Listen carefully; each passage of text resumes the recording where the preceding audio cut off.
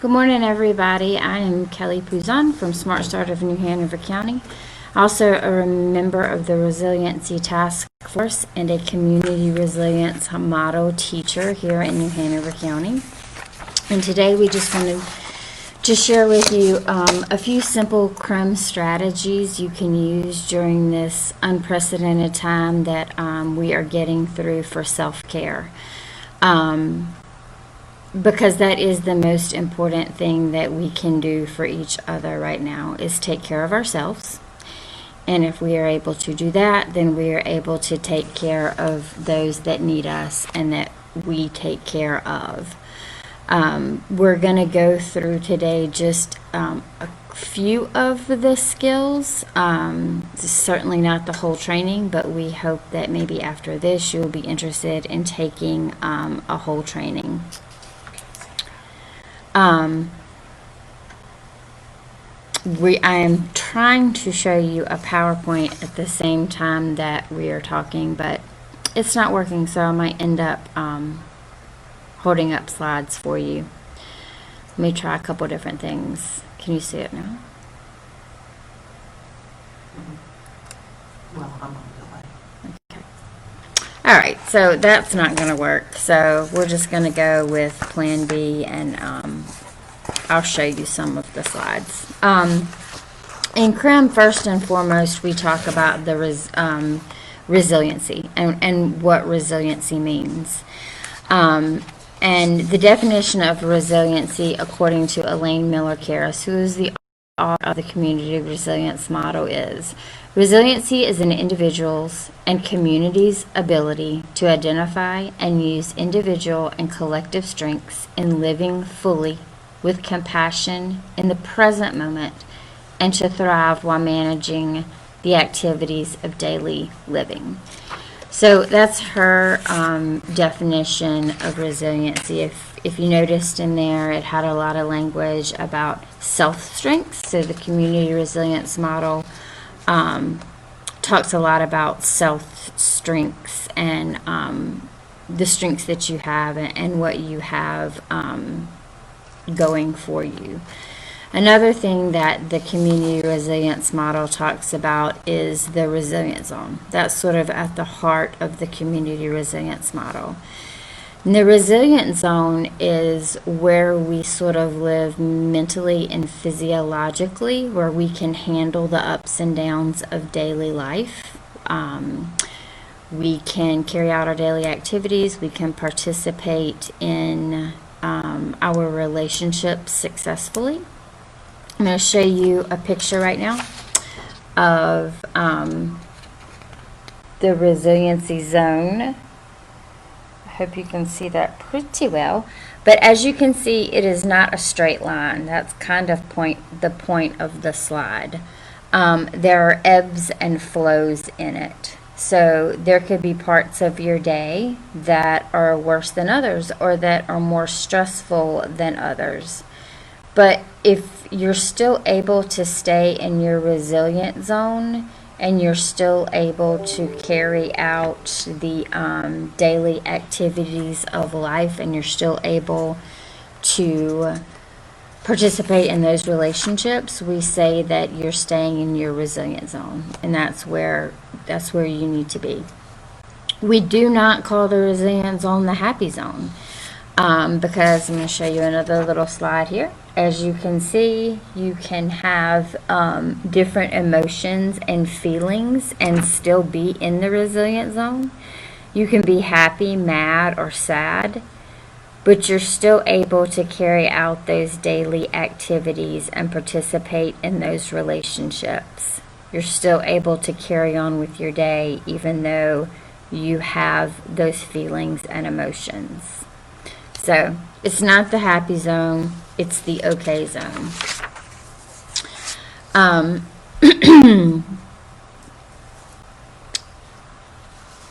What we want you to become familiar with is when you get bumped out of your resilience zone, because that can happen as well. If we have a particularly stressful event happen in our day, or we are triggered by a past stressful event, that can bump us out of our resilient zone. So that might look something like this. And so you can see, you know, we're going along in our day. Something comes along and happens, a stressor, a trigger of a traumatic event, and it causes us to bump out of our resilient zone. We can either bump high or we can bump low.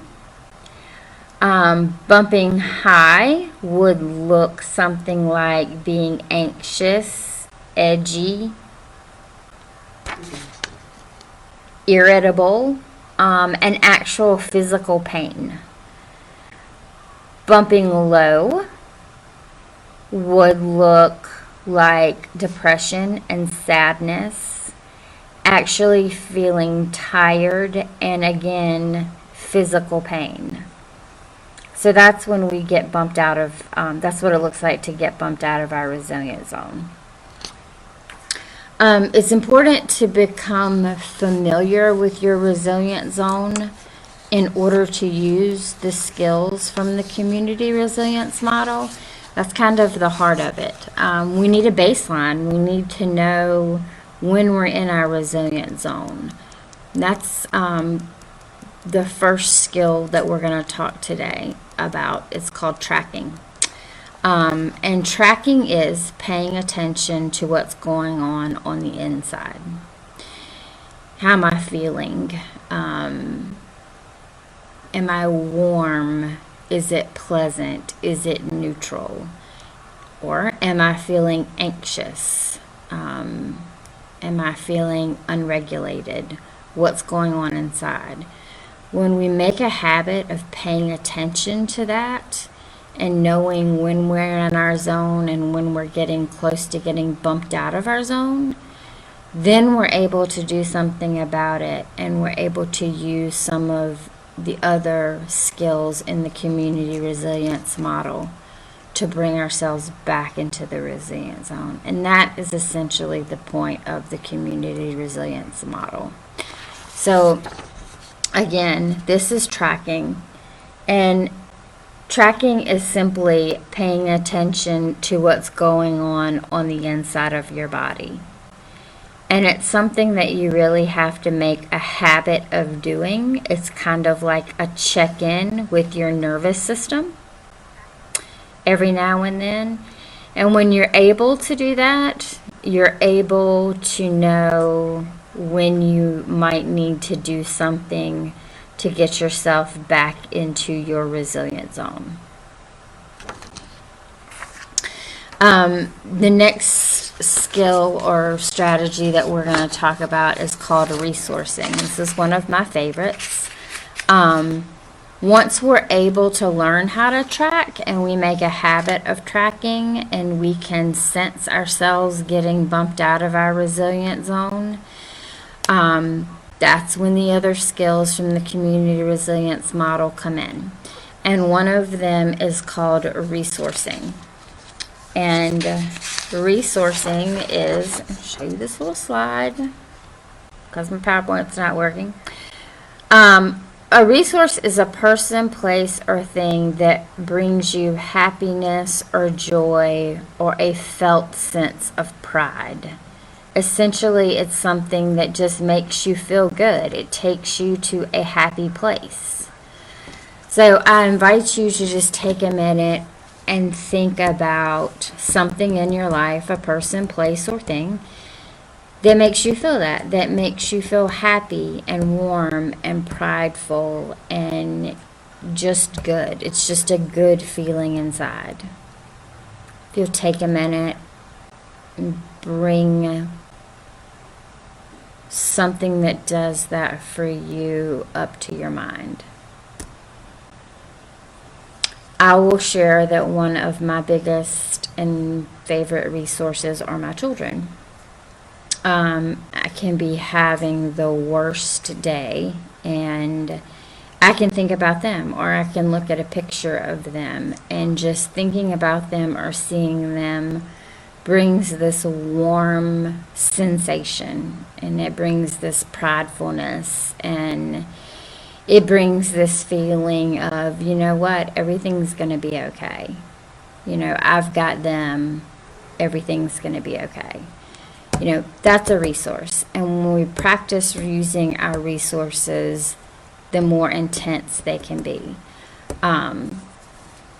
And when we do the training, we go into a lot of talking about intensifying our resources, because you might not always be able to look at a picture of your resource or experience your resource in life. For example, the beach is a resource for a lot of people, but you can't always go there at the drop of the hat when you feel bumped out of your resource, out of your resilience zone.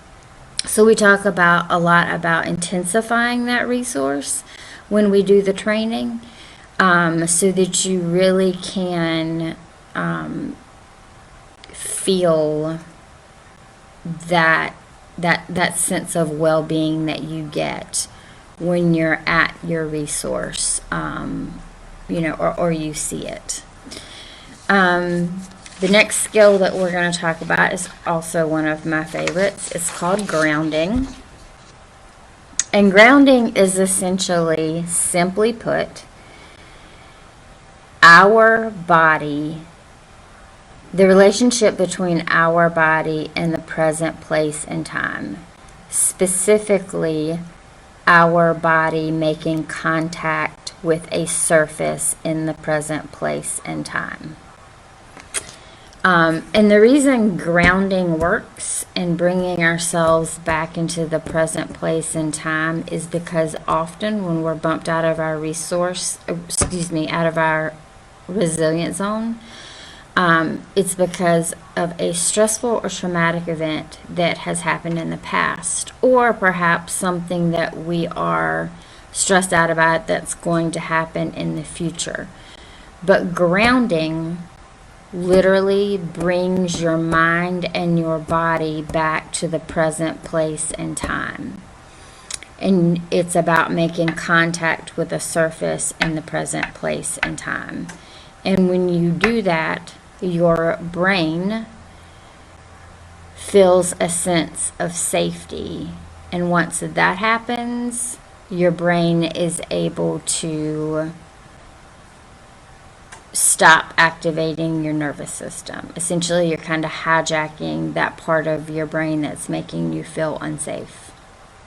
And I'm going to, in just a minute, share a really cool thing about grounding with you. That's one of my favorite things to do.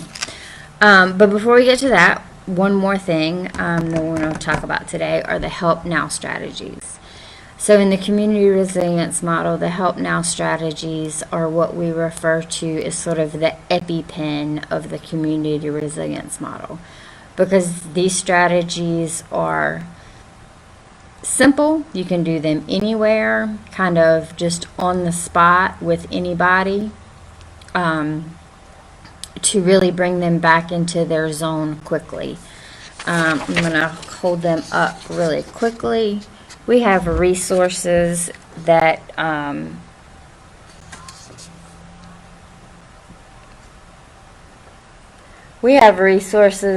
you can get a hold of these very easily. And I'm also going to show you another way to access them. But these are the help now skills. So let me just share a couple of them with you. Open your eyes and look around the room and name 5 colors. Count backwards from 20. Push your hands against the wall, paying attention to the movement in your arms and legs. Or push your back against the wall, paying attention to the movement in your body. So those are just a couple of the help now skills. And what these help now skills do is we have to use the part of our brain that assesses for risk and safety, which can cause us to be bumped out of our resilience zone. We have to use that part of our brain to do these help now skills. So again, we're sort of hijacking that part of our brain that is causing us to feel unsafe and is activating our nervous system. So if we're doing these things, then our brain is making us feel safe and is bringing our nervous system back online, and it is allowing us to come back into our resilient zone. So those are our help now skills. And the last thing I would like to share with you is where you can access all these resources yourself. The Trauma Resource Institute, who created CRM, or where the community resilience model comes out of, has something called the iChill app that you can get on your phone. And it looks like this when you pull it up on your app store. And in the iChill app, it has a lot of information about the resilient zone. It has something on all 6 of the skills. It has some resiliency images. Of course, it has a list of those help now skills. One of my favorite things that the iChill app has is in the skill of grounding.